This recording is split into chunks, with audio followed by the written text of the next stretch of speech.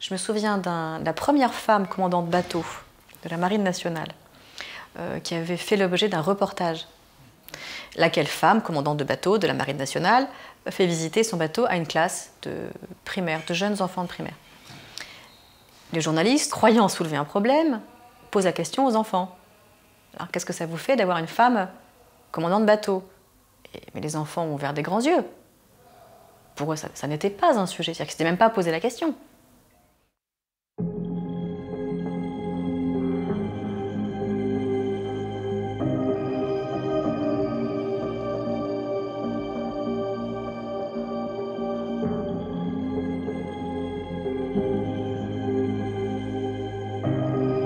Tara et Carla ont en commun ce qui est la raison d'être de Diagonale.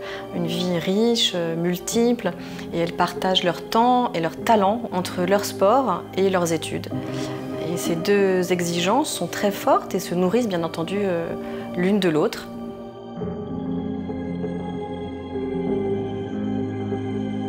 Et toutes les deux vont intégrer une école d'ingénieur qui est un milieu de fait essentiellement masculin.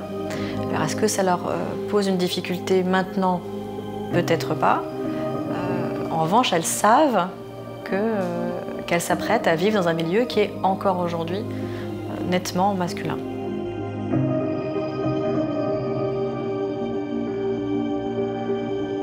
Donc je m'appelle Tara, j'ai 18 ans et puis je fais de la natation en compétition depuis un petit temps déjà. C'est ma mère en fait qui m'a mise en fait dans l'eau. Déjà dès qu'elle était enceinte, elle nageait. Donc, je m'entraîne tous les jours, du lundi au vendredi. Le samedi matin, je le réserve pour aller en cours. Alors j'ai commencé l'équitation quand j'avais 7 ans. Pendant de nombreuses années, j'étais juste cavalière de club, je montais une fois par semaine. Et puis j'ai eu envie de progresser, j'ai rencontré un coach. Et puis voilà, on a commencé tranquillement sur les petites épreuves amateurs, on a progressé, j'ai changé d'écurie, j'ai rencontré un nouveau coach et on a avancé comme ça, progressivement tous les deux.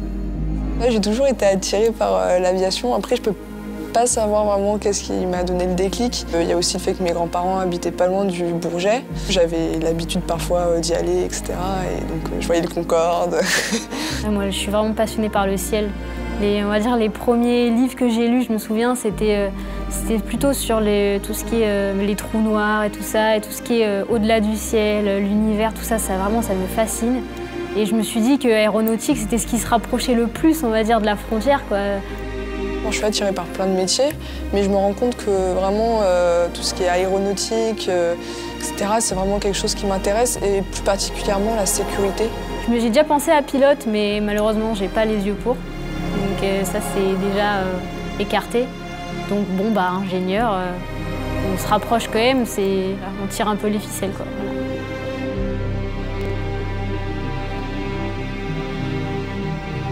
Seulement 21% des postes d'ingénieurs aujourd'hui en France sont occupés par des femmes.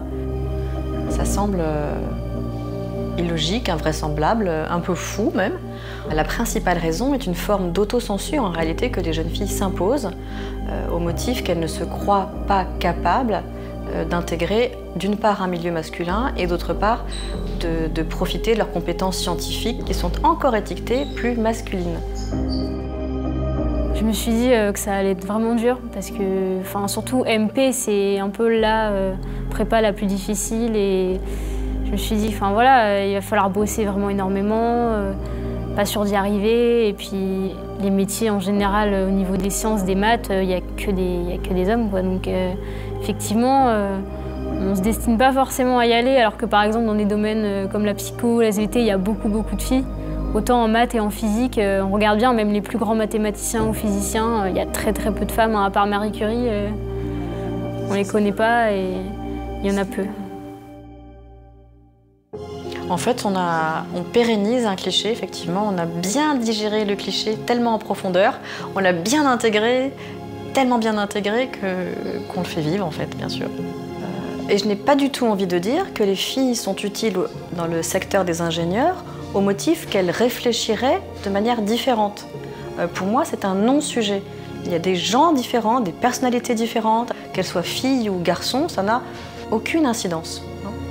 dire que les filles raisonnent différemment des garçons, c'est encore avoir intégré un cliché en fait.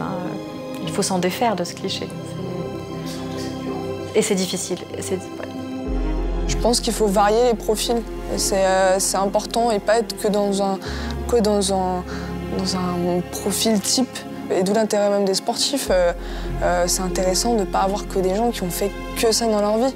On peut peut-être apporter aussi quelque chose de différent, un petit grain de folie, peut-être, voilà. Donc je trouve qu'il ne faut pas se borner à une catégorie précise.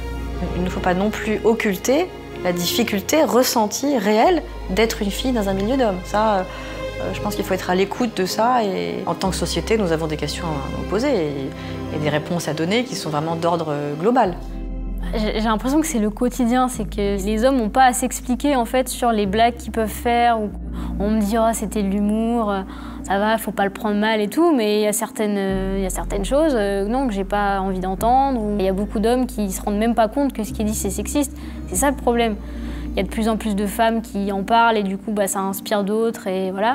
Et c'est pour ça que les gens ont un petit peu l'impression d'être submergés par toutes ces informations, mais c'est que enfin la parole se libère.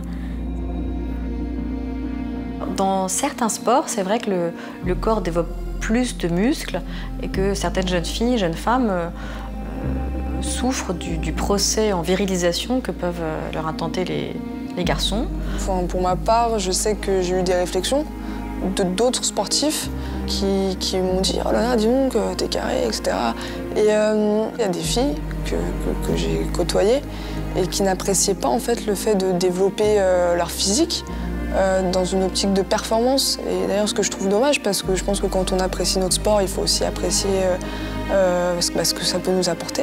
T'es contente d'avoir des épaules, d'avoir un peu de bras, parce que ça montre que t'es quelqu'un de tonique, qui sait ce qu'il veut, qui est fort, etc. On n'a pas le physique type de la femme, alors que qu'est-ce que le physique type de la femme? Plus qu'un procès en virilisation, ce qui ne signifie pas grand-chose sur un corps humain qui est musclé ou pas, ça me semble plutôt être un procès en atteinte de territoire.